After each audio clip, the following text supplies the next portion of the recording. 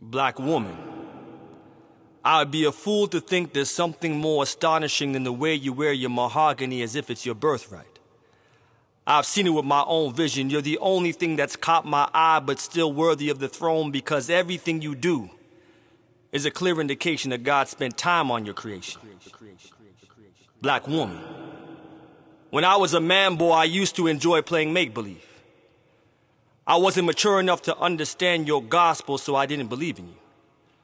I just picked at your scriptures and filled in the gaps with my own conclusions without reading your whole story. But you are the most beautiful novel ever written. Black woman, you've opened me up in ways that can only be explained through divine intervention. When life felt claustrophobic, you were the opening on fire escapes, climbing through my exposed wounds that were too sensitive to touch. Black women were privy to my secrets. I only expressed the rooftops where endless screams were heard and tears are forgotten. They carried a lantern through my darkest corners and found the remains of my self-love. A black woman made my potential her deity.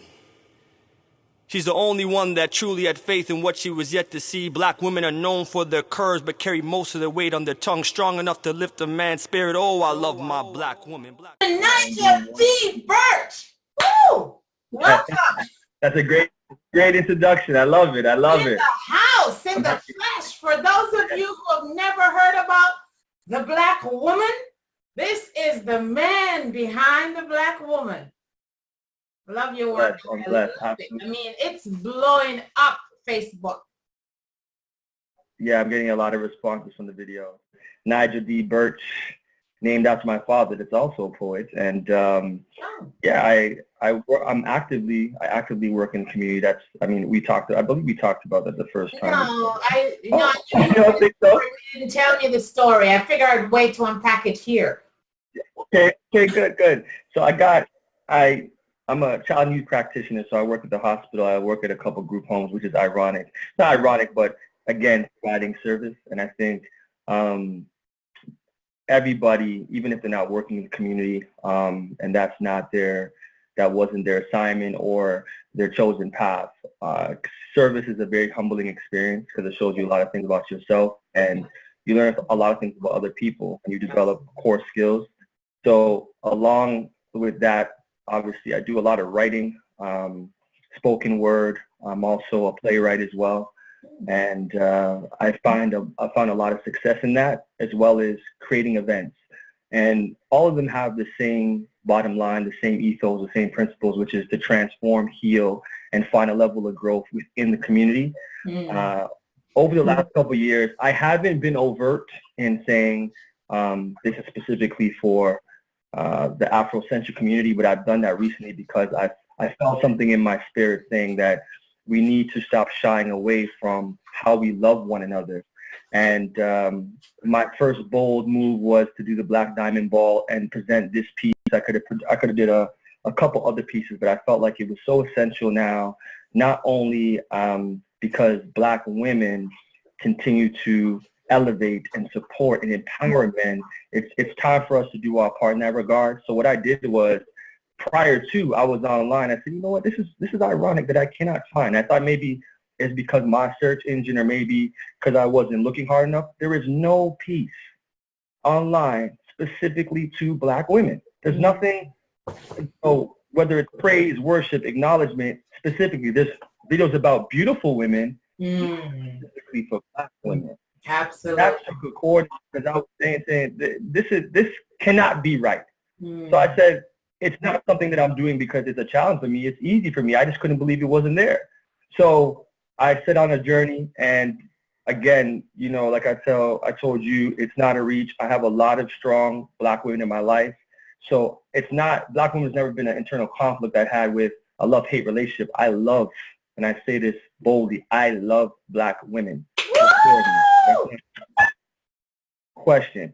So the piece was specifically done for you guys as a representation of the men that are not doing their part, my true feelings and admiration. It wasn't to over-sexualize women. It was just to appreciate the small nuances of you and your spirit that makes you separate from everybody else. And, you know, everybody talks about the beauty in women.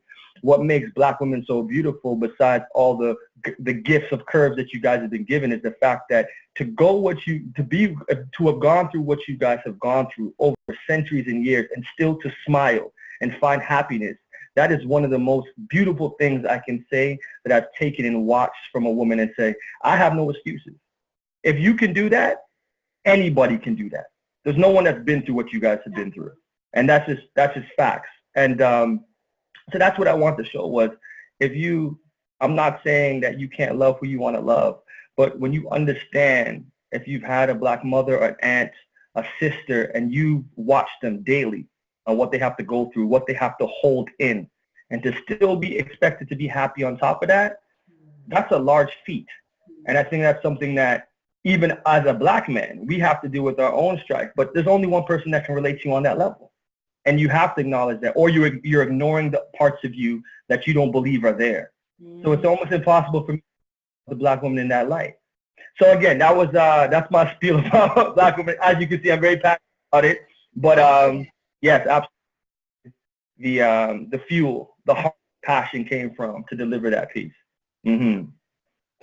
Thank you for that. And as you can see, how I ended up reaching out to Nigel, quite honestly, after I got Black Woman and I launched it on Facebook, within like a week I had over 2,000 hits, likes, and I'm like, damn, I gotta find this guy, it's like, because women are just really loving what it says, because like I said, it literally feels, and I think what you did, which I'm sure you were intentional, but I'm not sure how much you recognize that it's been received. Women, speaking for myself personally, we've wanted the opportunity to exhale, or for someone to, I see what you've done. I see your effort. I see, and I think your poem brings that to say, oh my God, girl, somebody appreciates what you're doing, no matter how small, right? And I think that's that big hug that we all want, no matter how big. See, I know you get it from our conversation, but it doesn't matter how big and strong and tough you think we are as women. That exterior is the conch is the shell of the conch, or the oyster, whatever you want to call it. But inside is very soft, very delicate, and it's what we're trying to protect while we keep the exterior. And over time, we've been forced to put that exterior on. Like I said to you, many women are willing to pass the baton. You have the guy that comes along and says, hey, baby, you know what? Let's do this. And the key word is together. Not, okay, why don't you sit down and let me do it? Can we do this together? And it would tear this universe up to see what would become of us when we get to that point and says, you know what? You look like a strong Black man. You may not be where you're supposed to be, but I see the king in you. Mm-hmm. And I'm going to walk with you right now. And when you feel that, you know what, baby, I'm ready to take the lead. What's our thing called, Nigel? What's this? Pass the baton, the relay race. Pass the baton now. Okay, baby, you tap me on my hand. We're still going together. Give me your take. I know you talk about promoting and, your event, and we're going to talk about that because I need you, because I know you have stuff that's coming up. So I hope you have them written down so I can remember, but give me your take on where we are in terms of running that race of life, really.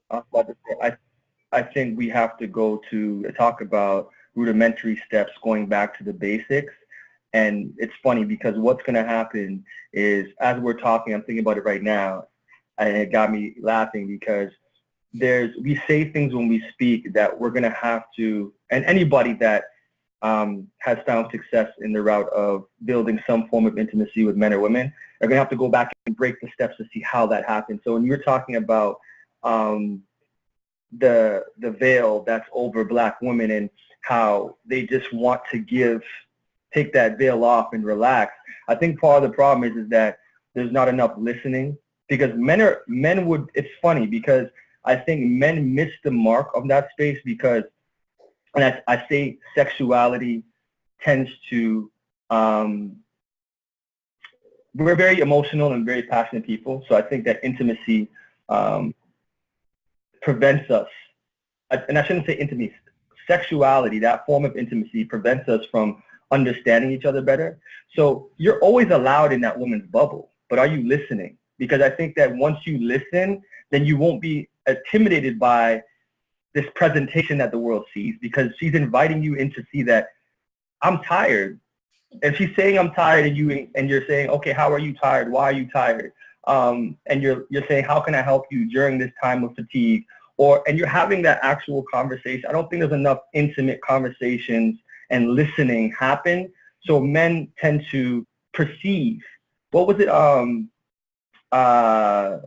They're not receiving revelation from the conversation.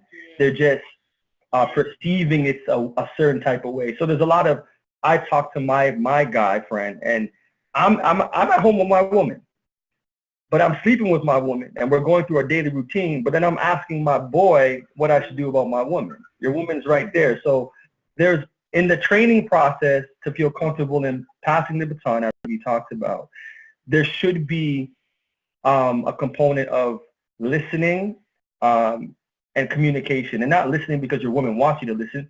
Understand what's underneath the veil. And I think we have to do that a lot more, because, again, the reason why I brought that to you is because I'm saying, why have I never felt threatened by a woman's strength? And what I realized is that I've always been in a safe space with them where I could understand why the layer's there. So I never felt like I was a person that was a victim of the layer. She's telling me why she's that way. So I understand why she goes out there and she's that way. So I won't be threatened by it, and I can actually support her and not be in the other lane competing against her. I can be behind her or in front of her when she needs me to be that.